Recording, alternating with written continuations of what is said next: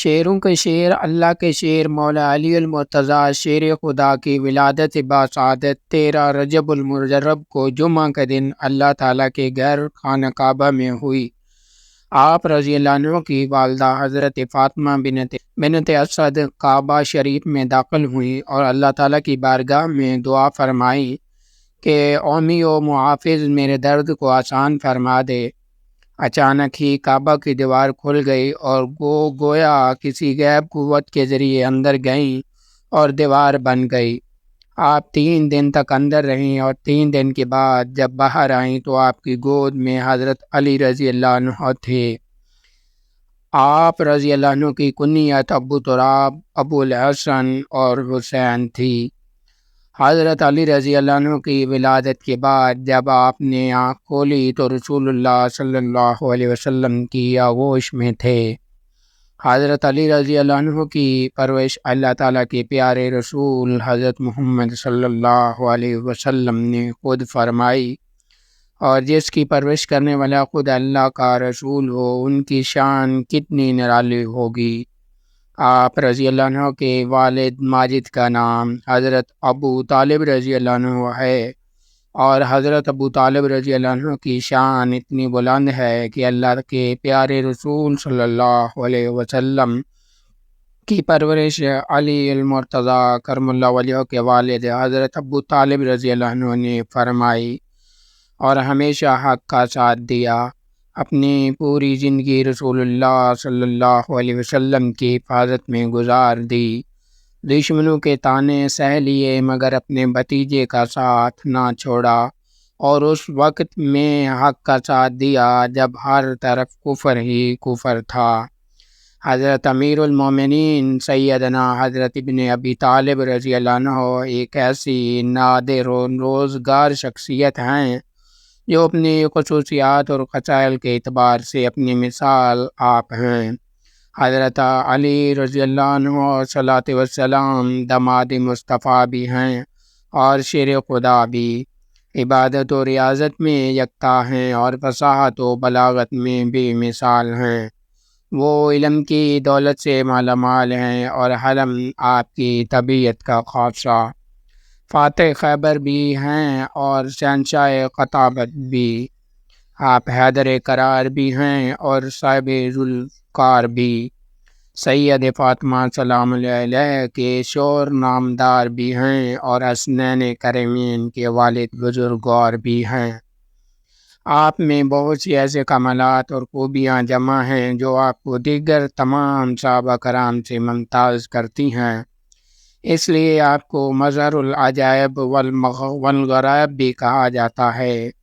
امیر المومنین سیدنا علی رضی اللہ عنہ کی فضیلت میں اتنی احادیث موجود ہیں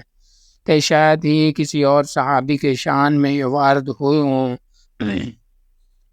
شاگرد امام اعظم امام محمد مصطفیٰ فرماتے ہیں، جتنی حدیثیں آپ کی فضیلت میں ہیں اتنی حدیث کسی اور صحابی کی شان میں وارد نہیں ہوئی۔ حضور اکرم صلی اللہ علیہ وسلم نے حضرت علی رضی اللہ عنہ کو حضرت ہارون کی طرح اپنا بھائی قرار دیا۔ بخاری و مسلم میں حضرت سعد بن ابی وقاص رضی اللہ عنہ سے مروی روایت میں ہے کہ غزوہ تبوک کے موقع پر جب رسول اللہ صلی اللہ علیہ وسلم نے حضرت علی کو مدینہ طیبہ میں رہنے کا حکم ارشاد فرمایا تو حضرت علی نے عرض کی، یا رسول اللہ صلی اللہ علیہ وسلم، آپ مجھے عورتوں اور بچوں پر اپنا خلیفہ بنا کر چھوڑے جا رہے ہیں۔ گویا حضرت علی کی خواہش تھی کہ وہ مدینہ منورہ میں رہنے کی بجائے گھوڑے کی پیٹھ پر بیٹھ کر دادِ شجاعت دیتے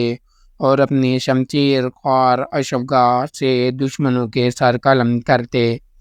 جس پر حضور صلی اللہ علیہ وسلم نے فرمایا کہ کیا تم اس بات پر راضی نہیں کہ میں تمہیں اس طرح چھوڑے جا رہا ہوں جس طرح حضرت موسیٰ حضرت ہارون کو چھوڑ کر گئے تھے؟ فرق صرف یہ ہے کہ میرے بعد کوئی نبی پیدا نہیں ہوگا۔ میں حضرت ام سلمہ رضی اللہ عنہ سے مروی ہے کہ حضور اکرم صلی اللہ علیہ وسلم نے ارشاد فرمایا کہ منافق علی سے محبت نہیں کرتا اور مومن علی سے بغض و عداوت نہیں رکھتا، جبکہ مشکات شریف میں حضرت ام سلمہ رضی اللہ عنہا سے مروی ایک روایت میں ہے کہ حضور اکرم صلی اللہ علیہ وسلم نے ارشاد فرمایا، جس نے علی کو برا بھلا کہا اس نے مجھے برا بھلا کہا۔ تاریخ الخلفاء میں حضرت ابو طفیل رضی اللہ عنہ سے روایت ہے کہ ایک دن حضرت علی رضی اللہ عنہ نے ایک کھلے میدان میں بہت سے لوگوں کو جمع کر کے پوچھا کہ میں تمہیں اللہ اور اس کے رسول صلی اللہ علیہ وسلم کی قسم دے کر پوچھتا ہوں کہ رسول اللہ صلی اللہ علیہ وسلم نے یوم غدیر خان کے موقع پر غیر متعلق کیا ارشاد فرمایا تھا۔ اس مجمع میں سے کم و بیش 30 افراد کھڑے ہوئے اور انہوں نے گواہی دی کہ حضور اکرم صلی اللہ علیہ وسلم نے فرمایا تھا، جس کا میں مولا علی اس کا مولا۔ یا اللہ، جو شخص علی سے محبت رکھے تو اس سے محبت رکھ، اور جو شخص علی سے عداوت رکھے تو بھی اس سے عداوت رکھ۔ لیکن حضرت علی کی علمی شان سب سے جدا تھی۔ حضرت امام علی رضی اللہ عنہ کو 19 رمضان المبارک میں ضرب لگی اور آپ رضی اللہ عنہ بروز 12 رمضان المبارک کو شہادت نوش فرمائی۔ حضرت عمر بن میمون رضی اللہ عنہ بیان کرتے ہیں کہ میں نے حضرت ابی عباس رضی اللہ عنہ کے پاس حاضر تھا کہ 9 افراد پر مشتمل ایک وفد آیا اور حضرت ابن عباس سے الگ ہو کر کچھ باتیں کیں کہ جب وہ چلے گئے تو آپ نے ارشاد فرمایا کہ یہ لوگ اس شخص کی غیبت کر رہے تھے جس کو 10 خصوصیات حاصل ہیں۔ پھر آپ نے وہ خصوصیات بیان فرمایا کہ قلعہ خیبر کو فتح کرنے کے لیے جھنڈا دیتے وقت رسول اللہ صلی اللہ علیہ وسلم نے ارشاد فرمایا کہ میں یہ پرچم اس شخص کو دوں گا جو اللہ اور اس کے رسول سے محبت کرتا ہے، اور اللہ تعالیٰ کبھی بھی اس کو شرمندہ نہیں فرمائے گا۔ ایک غزوہ سے واپسی پر سورۃ توبہ کی برات کی آیات نازل ہوئی تو حضرت صدیق اکبر رضی اللہ عنہ کو وہ آیات طیبات دے کر روانہ فرمایا، ساتھ ہی حضرت علی کو ان کے پیچھے روانہ کیا اور ارشاد فرمایا کہ اعلان برات کے ساتھ فقط وہ شخص جائے گا جو مجھ سے ہے اور میں اس سے ہوں۔ حضرت علی رضی اللہ عنہ کو یہ اعزاز بھی حاصل ہے کہ رسول اکرم صلی اللہ علیہ وسلم نے سیدنا امام حسن، سیدنا امام حسین، سید فاطمہ زہرا اور سیدنا حضرت علی رضی اللہ عنہ کو بلا کر ان پر چادر پھیلائی اور یہ دعا فرمائی، یا اللہ، یہ میرے اہل بیت ہیں، ان سے ہر طرح کی ناپاکی دور فرما دے اور خوب پاک فرما دے۔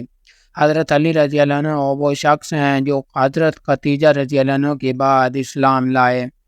حضرت علی کو یہ اعزاز حاصل ہے کہ شب ہجرت رسول اللہ صلی اللہ علیہ وسلم کی چادر اوڑھ کر آپ کے بستر پر سو گئے تھے اور حضرت ابوبکر صدیق رضی اللہ عنہ نے پکارا، یا رسول اللہ، نے جواب میں ارشاد فرمایا کہ یا رسول اللہ تشریف لے گئے ہیں، یوں ساری رات بستر رسالت پر آرام فرما رہے ہیں، اور سرکار دو عالم رضی اللہ عنہ ہجرت کر کے مدینہ پاک تشریف لے گئے۔ غزوہ تبوک کی طرح روانگی کے موقع پر حضور اکرم صلی اللہ علیہ وسلم نے حضرت علی رضی اللہ عنہ کو موسیٰ کے بھائی ہارون کی مانند اپنا بھائی قرار دیا۔ ساتویں خصوصیت یہ ہے کہ مسجد نبوی میں کھلنے والے تمام حجروں کے دروازے بند کر دیے گئے، لیکن حضرت علی کا دروازہ کھلا رہا۔ حضرت علی واحد صحابی ہیں جن کے متعلق سرکار دو عالم صلی اللہ علیہ وسلم نے ارشاد فرمایا کہ جس کا میں ولی اس کا علی ولی۔